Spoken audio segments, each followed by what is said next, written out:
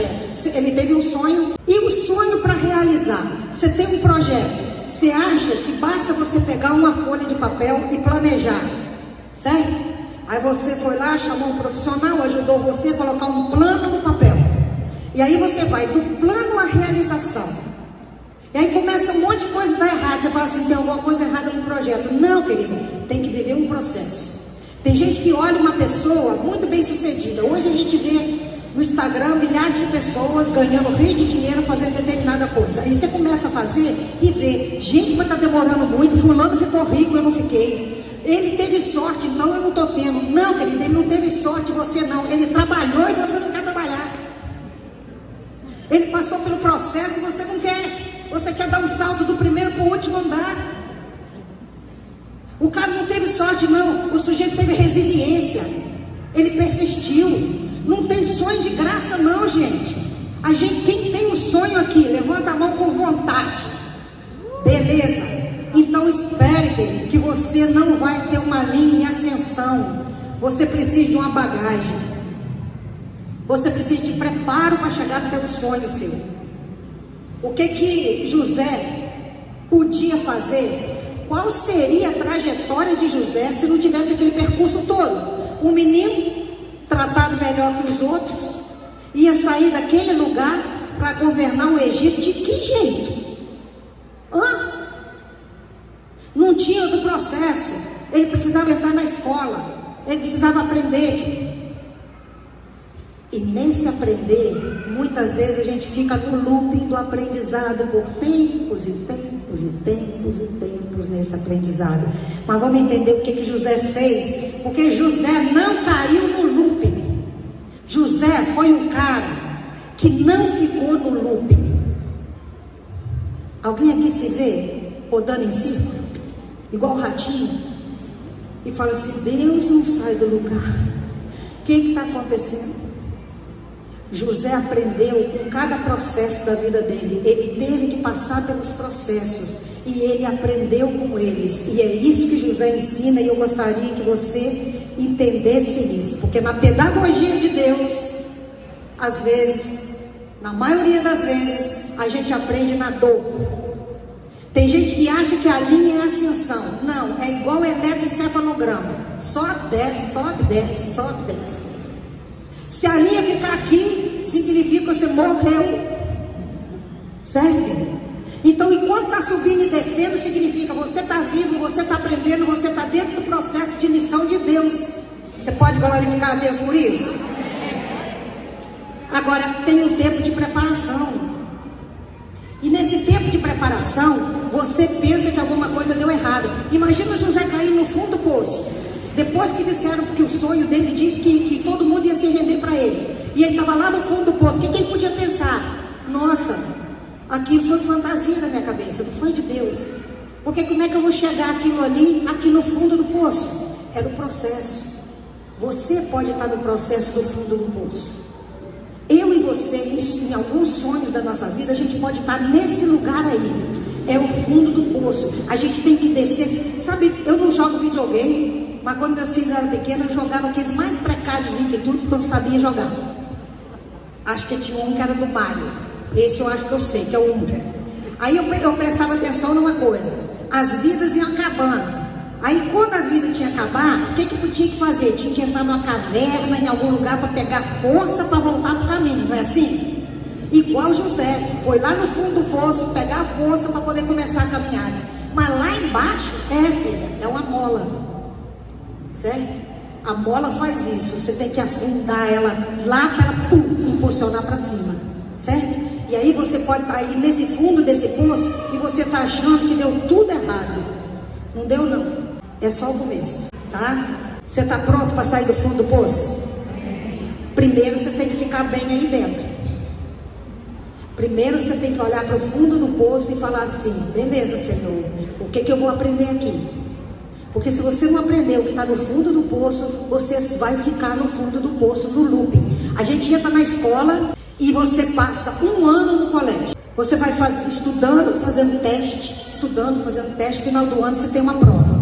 Aí você perdeu na prova, o que acontece? Repete o ano todo de novo. E aí a gente está no loop por causa de quê? Não aprendi a lição. Então a gente precisa aprender a lição. Você está girando em círculo, para de reclamar e murmurar e fala para Deus: Senhor, o que eu preciso fazer? O que eu tenho que aprender no fundo desse poço? Se você ficar reclamando que está lá no fundo, querido, você vai ficar no fundo. Você só sai do fundo quando você descobrir o que tem para você, qual é a força que você tem que pegar de baixo. Alguém aqui se sente nesse fundo? Porque tem área da minha vida que eu estou no fundo do poço. Alguém aqui está? Tem área que parece que eu estou começando. Então não desespera. Você que está no fundo, nessa área aí da sua vida, em nome de Jesus, saia daqui hoje feliz porque você está no fundo, porque Deus se importa com você e está trabalhando na sua vida. Tá certo? Ele não te largou, não. Agora vamos aprender o que tem aí embaixo, para você entender. José fez isso. E aí, gente, a gente pode pensar que é perda de tempo o fundo do poço. É perda de tempo se você não aprender. Se você passar o ano inteiro farreando na escola e não for aprender, aí você perdeu um ano da sua vida. Mas se você entendeu o que está acontecendo, você ganhou. Eu vou te dizer uma coisa: Jesus, ele não desperdiçou o resto de pão e peixe, que era só orar e multiplicar. Ele não deixou jogar fora, ele juntou um cesto de resto de pão. Você acha que ele vai desperdiçar um ano ou um dia da sua vida? Mas não vai nunca. Então entenda isso: o desperdício só pode acontecer da nossa parte. Da parte de Deus não tem desperdício. Então vamos parar de reclamar e vamos entender qual é a lição que Deus tem para a nossa vida. Ah, Elizabeth, mas lá no fundo é uma puxada para trás, parece que eu estava lá na frente, eu desci 2 degraus. Quando você quer fazer uma flecha aí para muito longe, você puxa para muito para trás. É a lei da história essa, gente. Então não vamos reclamar porque Deus fez assim, tá?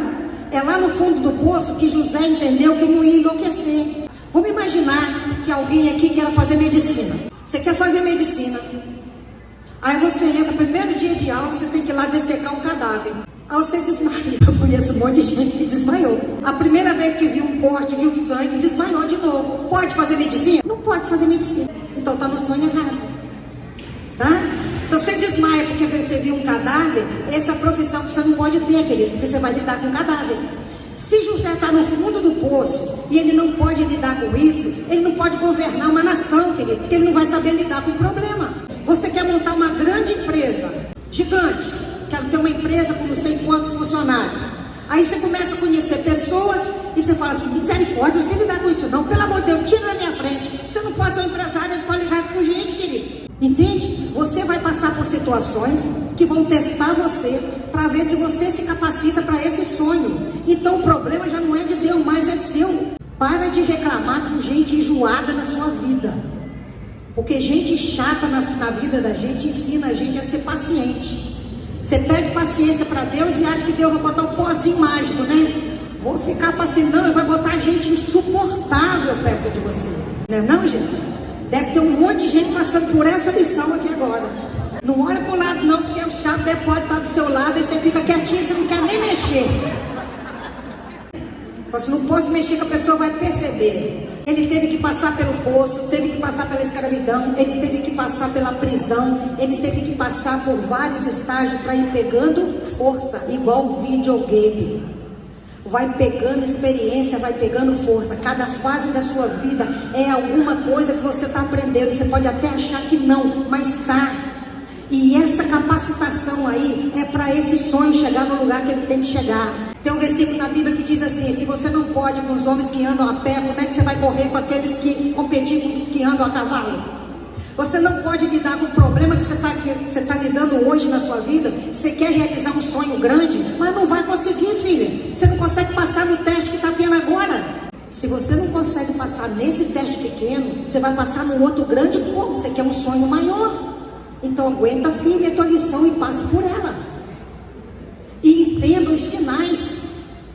Aprenda a entender os sinais. Gente, Deus fala com tudo. Primeira vez que eu vi um boletim enquanto crente, depois que eu me converti, no boletim, primeiro dia que eu fui para uma igreja, há 30 e poucos anos atrás, depois que eu me converti sozinha de madrugada dentro de casa. Quando eu fui para a igreja, a primeira coisa que eu vi, primeira mensagem, que eu botei o pé na igreja depois de crente, O boletim estava escrito assim: quer crescer espiritualmente? Aprenda a entender os sinais. Há pouco tempo, eu estava num desafio muito grande. E eu tive um sonho. E eu sonhei que eu estava andando de carro com uma pessoa, tinha uma pessoa do meu lado. E eu estava numa estrada de chão e vinha um trem, e eu não vi o trem.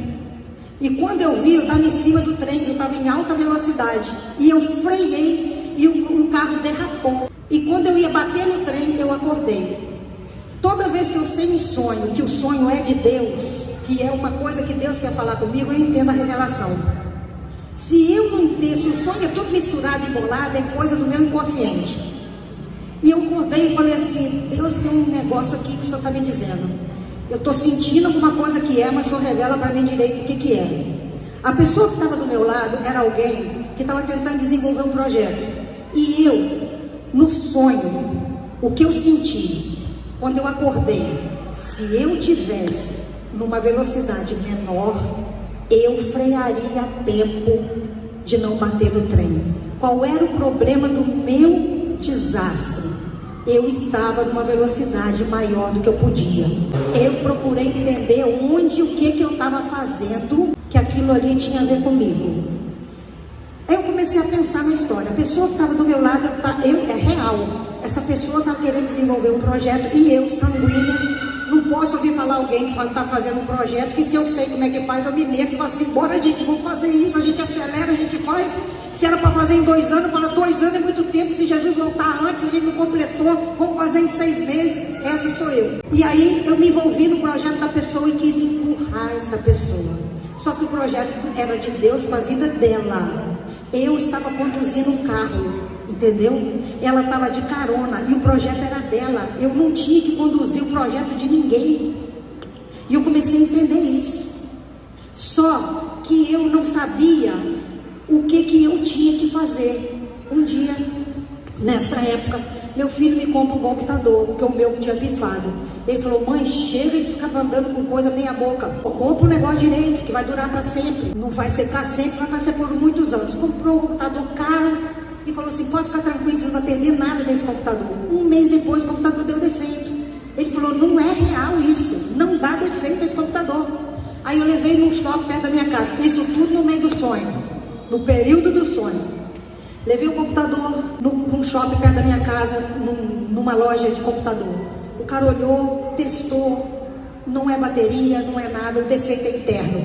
Leva no shopping, segundo shopping, lá tem uma loja maior. Levei lá, o cara falou a mesma coisa. O problema é interno, não dá defeito, nunca vi isso na minha vida, essa marca fazer isso. Porém, leva no terceiro shopping, tem uma especialista, tem uma loja que só vende esse tipo de computador. Fui pro terceiro, falaram a mesma coisa.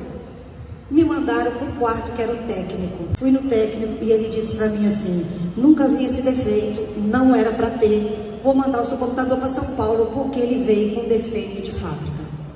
Eu falei: não posso. Toda a minha vida de trabalho estava dentro daquele computador. Eu vou ficar um dia sem trabalhar, eu vou ficar um mês, de que jeito? Falei: moço, é impossível. Ele falou: eu não sei o que fazer com o seu computador. Aí eu deixei o computador e saí com vontade de chorar. Só não chorei porque eu estava na rua. Fui para casa. Quando eu cheguei em casa, começou a dar uma paz muito grande em mim. Eu comecei a ficar numa alegria enorme. Eu falei: gente, meu computador ficou lá. Eu perdi o computador, um mês sem trabalhar. Eu estou rindo por causa de quê? Aí eu fui orar. Eu falei assim: Senhor, por que essa alegria, essa paz do meu computador que está lá? Aí eu comecei a entender o sonho.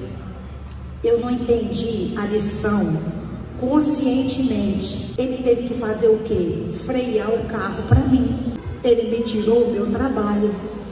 Falei: é isso, Jesus, que o Senhor fez? Então eu já entendi. Largo agora esse negócio. Me devolve meu computador, que a lição está aprendida. Aí eu falei assim: Senhor, se eu estou certa, se eu interpretei certo, eu vou amanhã cedo. Eles falaram que era 30 dias. Amanhã cedo eu vou ligar para lá de novo. Era sábado.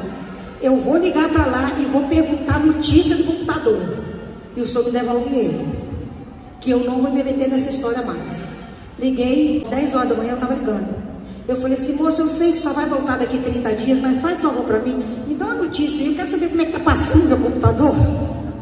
Ele falou assim, não sei o que aconteceu, do nada, seu computador começou a funcionar. Entende que nem tudo que parece que está errado, é só o percurso, alguma coisa você tem que aprender. Gente, quando a gente entende isso, muda tudo, você acelera o seu processo.